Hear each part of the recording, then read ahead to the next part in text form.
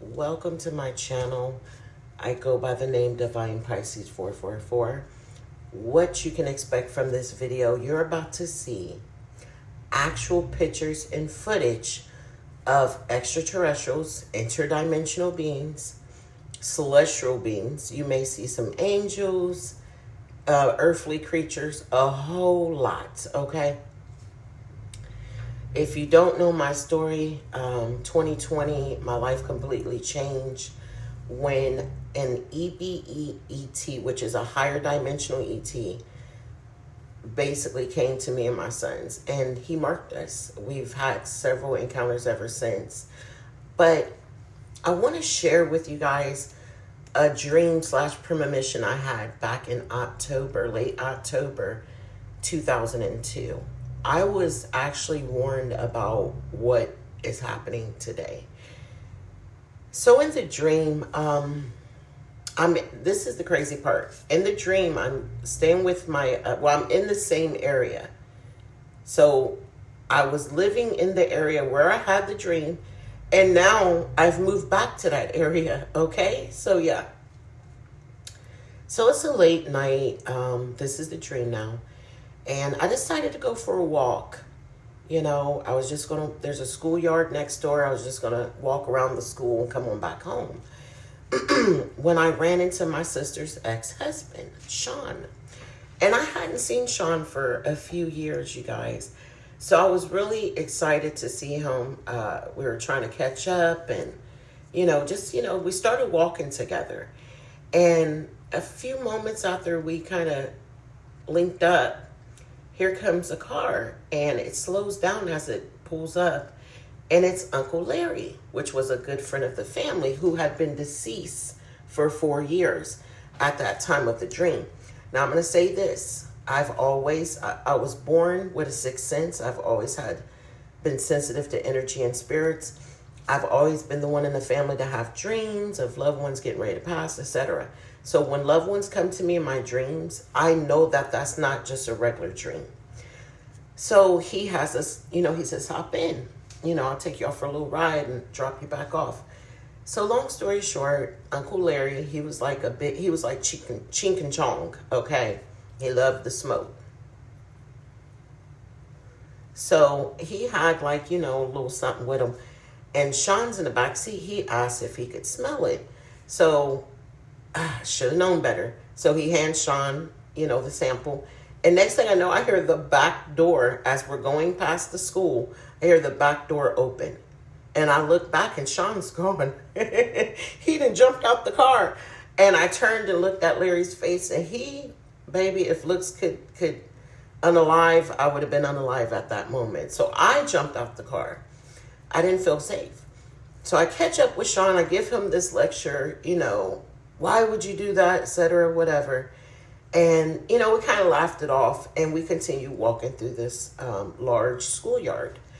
When suddenly I feel this magnetic pull. Let me know in the comments if you guys know what I mean by that. It's like an energy pull, like a magnet, okay, pulling you towards something. And for me, it was the sky. And when I looked up, I saw my first impressions of what I saw, and you're going to see a video of it somewhere along in here. They're light ships, but I thought it was a disco ball, and I'm going to tell you why. Because it had the colors of the rainbow, and I thought it was a disco ball. I thought it was how we have the party bus. I thought it was a party ball, like a hot air balloon. As it began to descend down and get closer to us, we could see people inside of it. Here's the weird part. They weren't wearing clothes. They looked at Caucasian, but with an orange tint to them. I didn't feel like they were black, like African American. They kind of lean more to the Caucasian side, but they definitely had an orange tint. And I thought they were dancing. But I realized they weren't. They were wiggling, like vibrating. But once again, I'm saying this is a disco ball.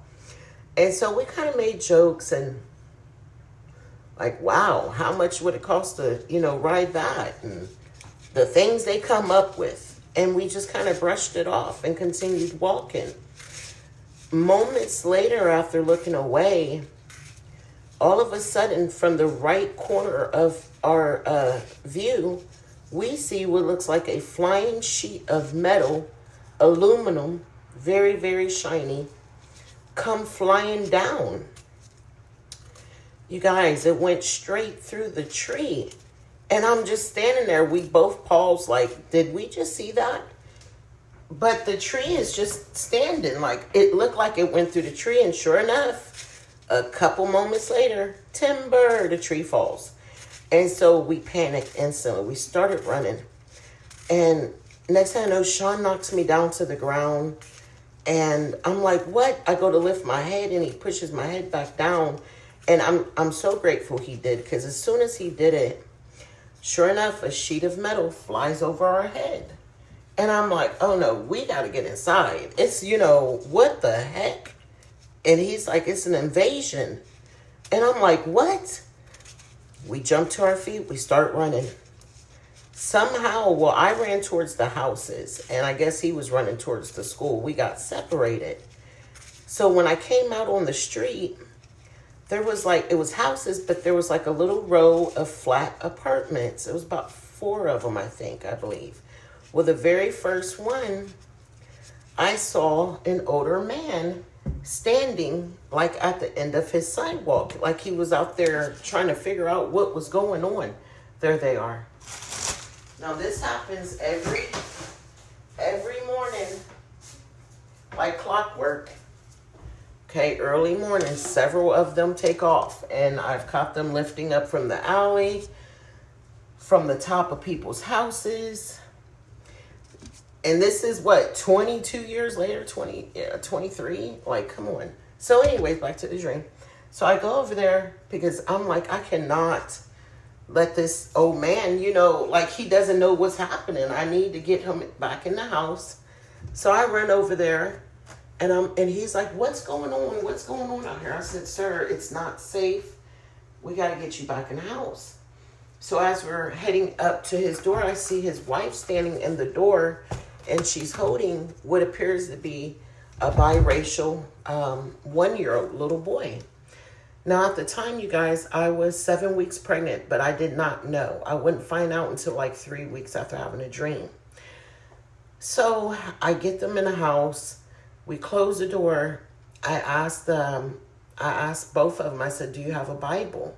Because at that time, religion was my weapon to fight against things of the unknown. And he's like, sure. I watch him go back. Once he enters the hallway, you can either go to the left or the right. So there was a bedroom to the left and to the right. He went to the left. He comes back out with the Bible. He hands it to me. The woman, his wife, she's just really, really upset. And she's like, I don't understand. What is this? What's happening? And I'm like, ma'am, just give me a moment, please. And I'm just flipping through the Bible, you guys, trying to find a scripture, something to say out loud. When all of a sudden, I see this woman come out from the bedroom to the right. And this woman, I knew she was a woman because she had breasts. She didn't have clothes on. You could clearly see that she had breasts. And it looked like she had a purple lipstick on. She was green with purple spots for years, until I began to learn about extraterrestrials, the reptilians, the draconians. I didn't know about none of this back then. For years, I always called her the lizard woman, because that's what she reminded me of. She had a tongue, just like a lizard. And the feet, she was just on all, she was up walking though. She was tall. She was over 6 feet tall as well. She comes into the living room, and I am just paralyzed with fear. I can't budge. I cannot believe what I'm looking at. When I tell you, it was so vivid. All of a sudden, so the woman, she's sitting down. The man is standing by the door, and I'm standing by the couch. She's looking at the man, and she waves her hand. You guys, when she waved her hand, I saw his body move, and I knew she did it. I knew he did not do that himself. Lay him down on that floor, on the living room floor. Then she looked to the woman.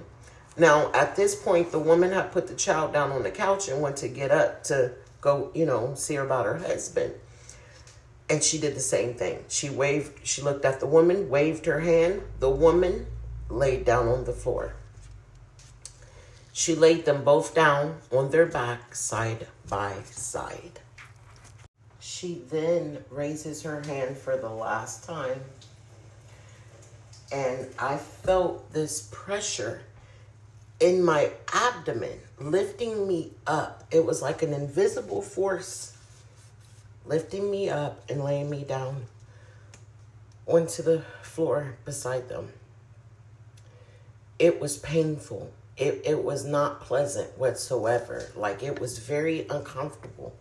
Now I'm down on the floor, and she stands over me. She stands at my feet, facing me, and she's laughing. And I could not believe what I was seeing. The Bible was on the floor. I can't get to it. So I do what I was taught to do. I started rebuking her in the name of Jesus. I think I said it maybe 3 times, and every time I said it, she would let off this laugh so loud and so evil. It was like she was mocking me. It had no effect on her. I remember thinking to myself, it's over. This is how it's going to end. There was some sort of invasion. But I remember thinking, this isn't what I saw. Sorry for the background noise. This isn't what I saw on that disco ball, that orb. They didn't look this color. This is different. But still, here I am. And right when I pretty much threw in the towel. I mean, what could I do? She's walking over me, and she's standing like I'm in between her legs.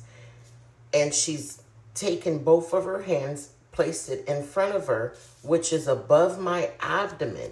Now, mind you, once again, I didn't know I was pregnant.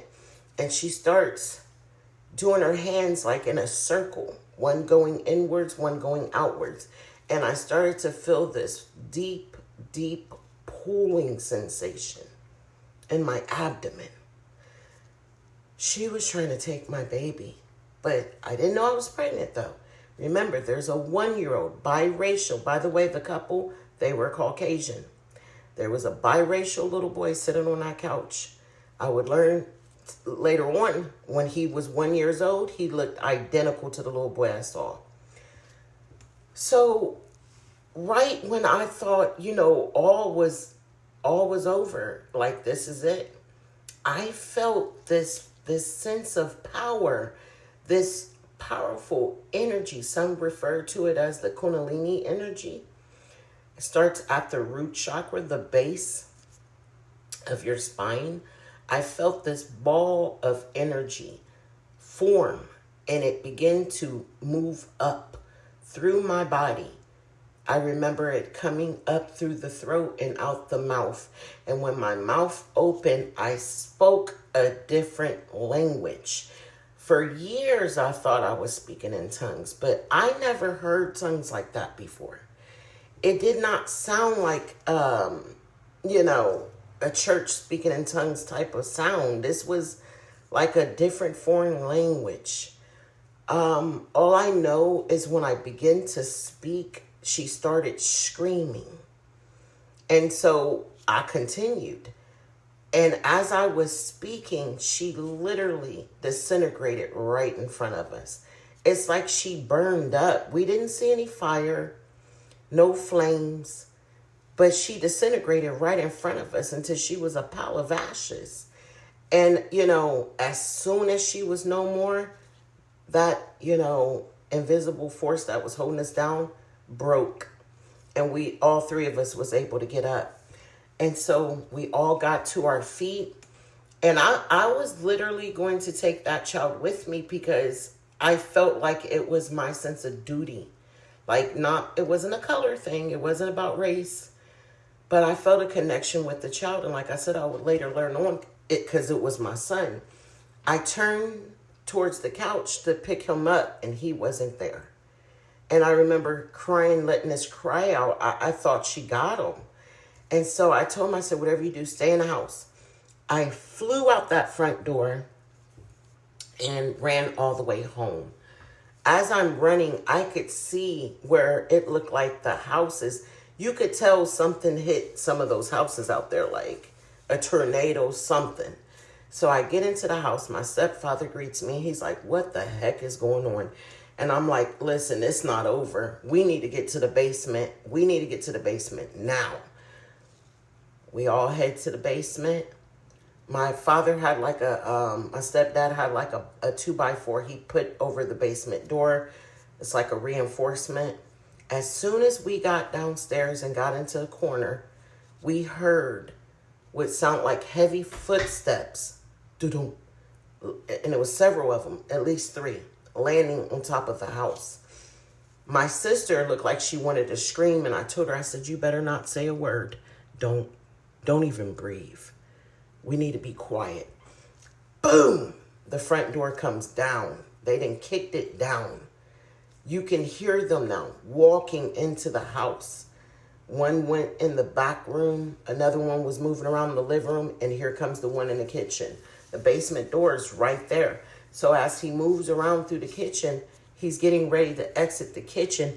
He stops right in front of the basement door. And this creature stood there for like 2-3 minutes. We all had our hands over our mouth so we couldn't hear us breathe or smell our breath. Like, we were terrified. By the way, you guys, this video I sped it up. It is like 10 minutes. So it eventually left. They all left, and we dozed off, and I woke up early the next morning, probably about 8 o'clock. And my dad had a radio because all power was out. There was no power. So I grabbed the radio that was, ran by batteries, and I went outside to like kind of assess the damage. And it was a disaster. It looked like something was there. You could see, the aftermath. And I remember searching the channels trying to find a signal, and I found one. It wasn't super clear. But there was this guy, and he goes, listen, if you're hearing this, you're a survivor. And that was the dream, you guys. And this is what we are experiencing. Stay tuned.